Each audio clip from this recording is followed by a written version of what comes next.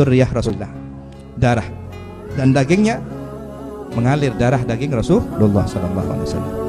Tetapi bukan orang yang maksum, bukan sosok yang suci dalam arti tidak pernah berbuat kesalahan, karena bukan Nabi. Dzurriyyahnya Rasulullah ini bukan Rasulullah, tetapi ada keistimewaan karena darah dagingnya, nasabnya bersambung kepada baginda Rasulullah SAW. Ulama ahli nasab menyepakati hanya dua, dari jalur Sayyidina Hasan dan dari jalur Sayyidina Husain, tidak lainnya, dengan sejumlah dalil hadis. Kemudian bagaimana kalau oknum, saya katakan oknum habaib, ada yang dinilai tidak baik lalu dikomentari oleh seseorang karena sudah media massa memframingnya menjadi buruk, mencitrakan buruk atau bagaimana, dan beliau misalkan punya perilaku yang memang secara sekilas pandangan mata seperti memprovokasi, seperti mengeluarkan beberapa kalimat yang tidak santun dan seterusnya. Nah, perbuatan jelek tetaplah jelek siapapun pelakunya. Ini ya, ada satu gambaran yang sangat tepat, dan ini yang menyampaikan Habib sendiri. Kalau ada Habib kemudian dia terindikasi melakukan keburukan, itu seperti orang yang mulia kemudian kakinya terkena kotoran, katakanlah teletong ya. Yang namanya teletong tetap teletong, dibersihkan teletongnya, maka kaki orang mulia ini tetap mulia gitu. Jadi omongnya tetap jelek, provokasinya tetap buruk, Habibnya baik karena nasab, perilakunya yang tidak baik.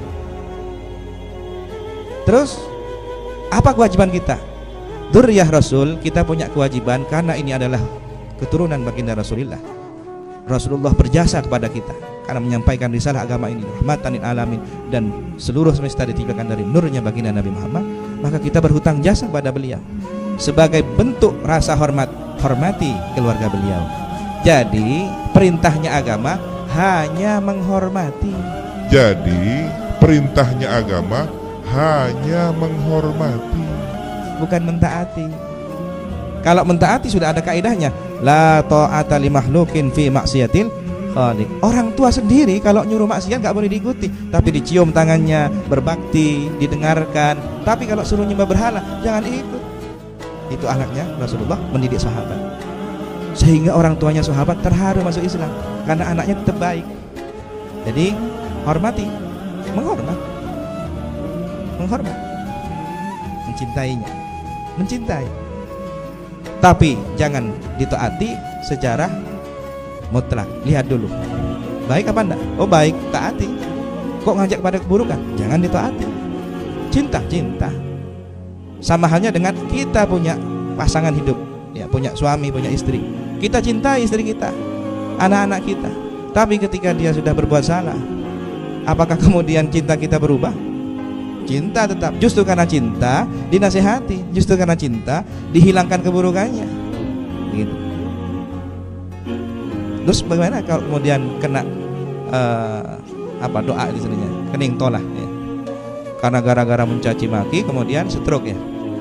Ya jelas, karena ini adalah orang yang harus dihormati dan dicintai, kok malah dicaci maki. Loh, bukankah kita nggak setuju kepada perbuatannya? Kalau Anda menjanjikan perbuatannya, Anda tidak mungkin kena stroke. Berarti ada yang salah dalam cara mencaci makinya. Kalau sudah mencaci maki pribadinya, individunya, bahkan nasabnya, hati-hati.